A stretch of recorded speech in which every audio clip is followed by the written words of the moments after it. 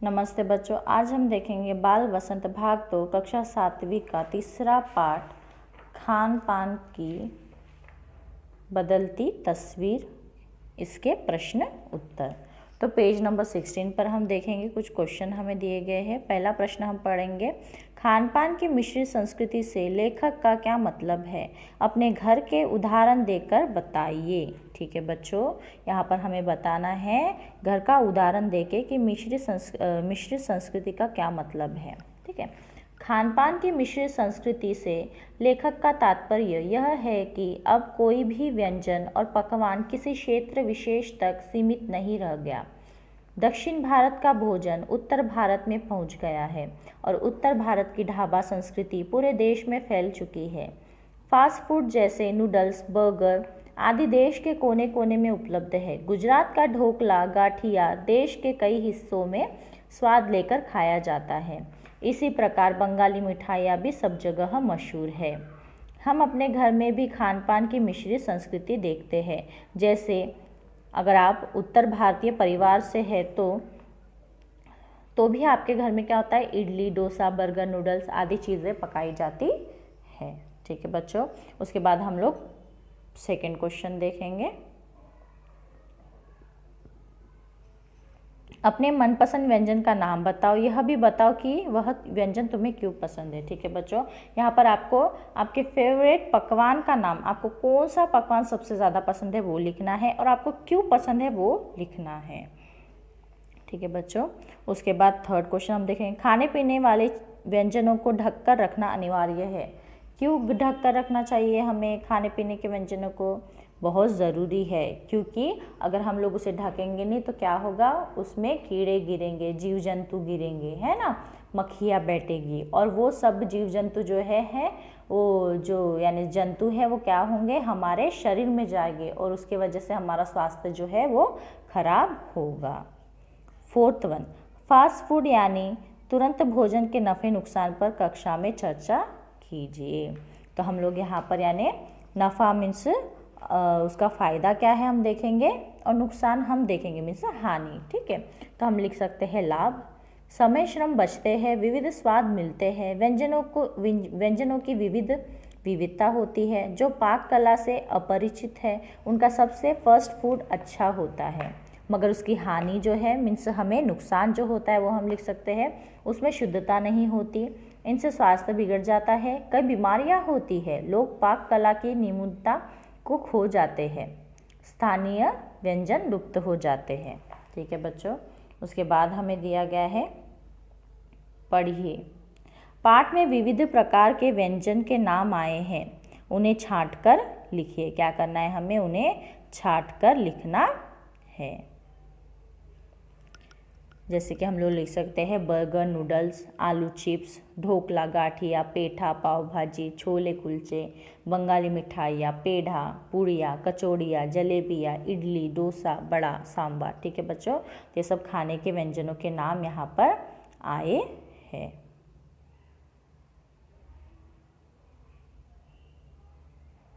उसके बाद हम देखेंगे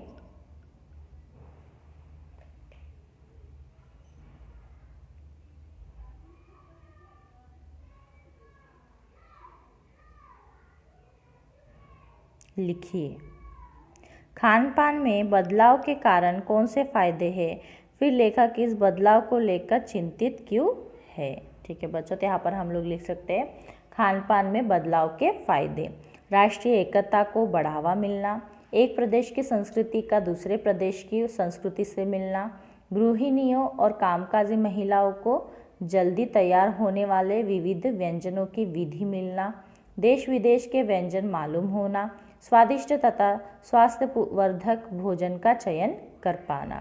खान पान में आए बदलाव से होने वाले फायदे के साथ साथ कुछ हानियां भी हो रही है, इसलिए लेखक चिंतित भी है, जैसे कि स्थानीय व्यंजनों का चलन कम हो रहा है ना, खाने की चीज़ों में शुद्धता की कमी का होना, ये सब उसके रीज़न है, इसके वजह से लेखक चिंतित भी है।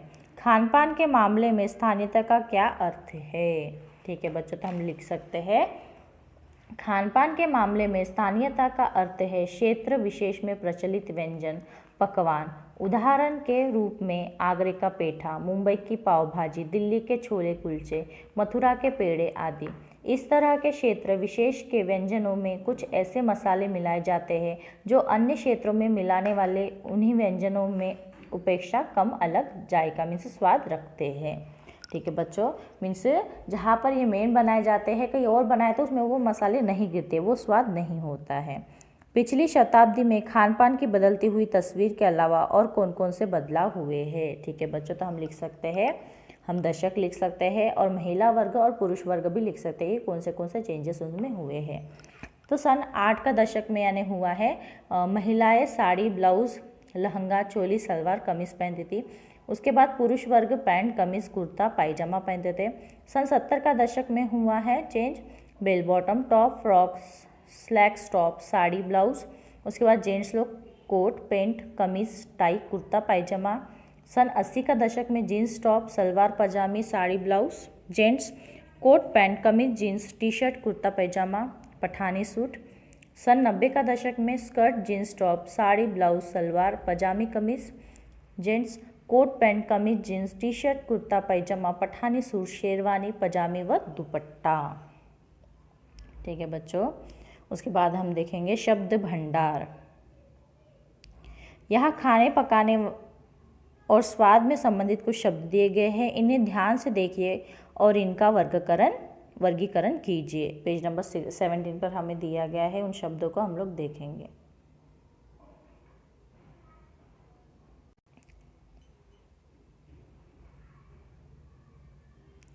उबालना, तलना, भूनना, सेंकना, दाल भात रोटी पापड़ आलू बैगन खट्टा मीठा तीखा नमकीन कसेला। ठीक है बच्चों, तो यहाँ पर दिए गए हैं भोजन कैसे पकाया स्वाद। ठीक है, तो हमें यहाँ पर लिखना है कि कौन सा भोजन है, उसे कैसा पकाना है, उसका स्वाद कैसा है। तो हम लोग फर्स्ट देखेंगे दाल। दाल को कैसे पकाया जाता है, उबालते हैं, है ना।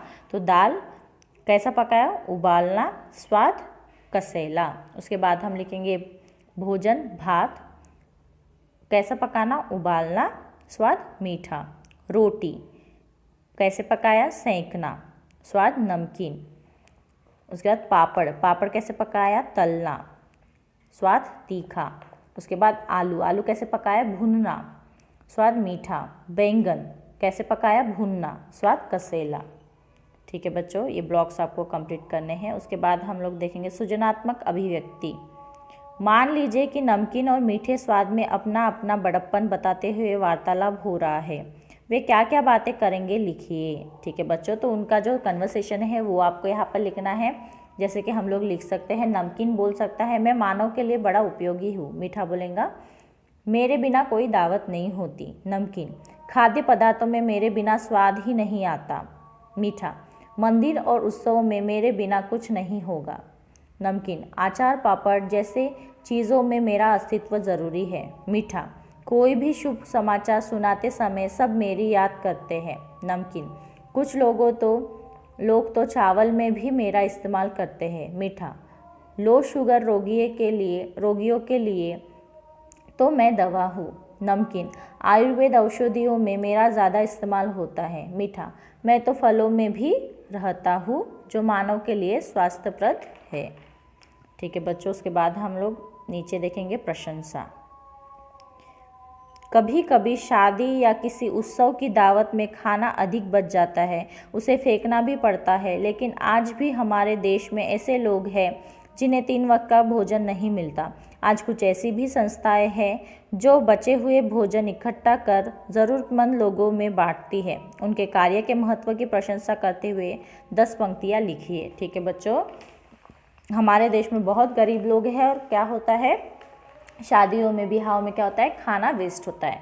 तो कुछ ऐसी संस्थाएं जो इस खाना को यानी जमा करती है, जमा करके जिनको ज़रूरतमंद लोग हैं उनको देती है। तो उनके बारे में हमें कुछ पंक्तियाँ लिखनी हैं। तो हम लोग लिख सकते हैं, हमारे देश में बहुत से लोग ऐसे हैं जिन्हें 3 वक्त का भोजन नहीं मिलता।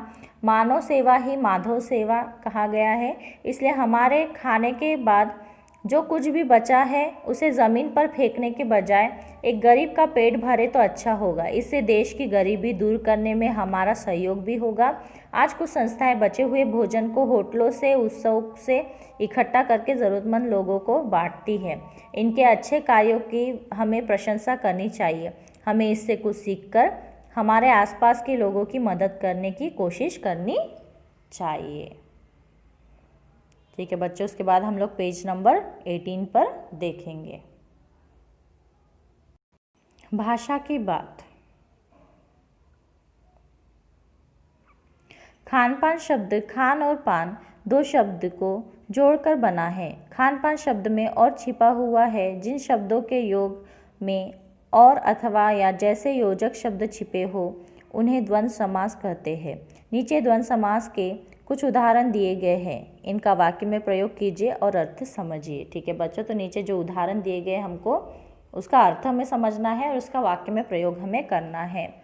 जैसे कि सीना पिरोना। सीना पिरोना मतलब होता है गांव में, इसका वाक्य में प्रयोग हम लोग करेंगे, गांव में औरतें सीना पिरोना करके पैसे कमाती है, इनसे बहुत मेहनत करती है। ठीक है। भला बुरा।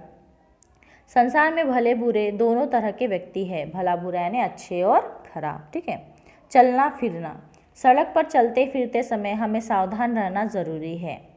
लंबा चौड़ा। नेता ने आज लंबा चौड़ा भाषण दिया।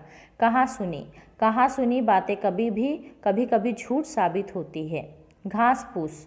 चिड़िया घास फूस चुनकर अपना घोंसला बनाती है। ठीक है बच्चों, उसके बाद हम लोग नीचे देखेंगे। कई बार एक शब्द सुनने या पढ़ने पर कोई और शब्द याद आ जाता है। आइए शब्दों की ऐसी कड़ी बनाएं। नीचे शुरुआत की गई है, उसे आप आगे बढ़ाइए। कक्षा में मौखिक सामूहिक गतिविधि के रूप में भी इसे दिया जा सकता है। ठीक है बच्चों, तो हम लोग लिखेंगे जैसे उन्होंने फर्स्ट दिया है, इडली दक्षिण केरल ओणम त्यौहार छुट्टी आराम। ठीक है बच्चों, उन्होंने लिखा है यानी व्यंजन लिखा है फर्स्ट इडली, फिर कौन से यानी दिशा में यूज़ होता है, दक्षिण दिशा में यूज़ होता है। कौन से स्टेट में, केरल में, है ना। और वो त्यौहार कौन सा होता है, ओणम त्यौहार होता है। त्यौहार में क्या मिलता है, छुट्टी। छुट्टी में हमें क्या मिलता है, आराम। ठीक है, तो वैसे हम लोग लिखेंगे ढोकला गाठिया क्या होता है, पश्चिम में होता है। पश्चिम में कौन सा स्टेट है, गुजरात। गुजरात में क्या कौन सा त्यौहार होता है, त्योहारों में मनाया जाता है ना। तो फिर छुट्टी फिर आराम। ठीक है, उसके बाद थर्ड वन वड़ा सांबार दक्षिण में। तमिलनाडु में कौन से इसमें, पोंगल में पोंगल त्यौहार में होता है ना। छुट्टी मिलती है और आराम। ठीक है बच्चों, सेम इसी तरह से हमें लिखना है। फिर हम लोग परियोजन कार्य देखेंगे। परियोजन कार्य में से प्रोजेक्ट वर्क। ठीक है, घर में बातचीत करके पता कीजिए कि आपके घर में क्या चीज़ें पकती है। ठीक है, आपको घर में पूछना है मम्मी डैडी से कि आप घर में कौन सी चीज़ें बनाते हो, कौन से पकवान पकते हैं और क्या चीज़ें बनी बनाई बाज़ार से आती है और कौन सी चीज़ें जो है वो रेडीमेड आपको बाज़ार से लेकर आते हैं। ठीक है, इनमें से बाज़ार से आने वाली कौन सी चीज़ें आपके माँ पिताजी के बचपन में घर में बनाते थे। ठीक है, क्या करना है आपको, पता करना है कि जो बाज़ार से चीज़ें आती है उनमें से कौन सी ऐसी चीज़ें हैं जो आपके माता पिता बचपन में घर में बनाते थे। ठीक है, यहाँ पर आपको ये प्रोजेक्ट वर्क करना है। ठीक है बच्चों, यहीं पे ख़त्म होते हैं क्वेश्चन आंसर्स। मैं आशा करती हूँ आपको इस लेसन के प्रश्नोत्तर अच्छी तरीके से समझ में आ गए होंगे। धन्यवाद।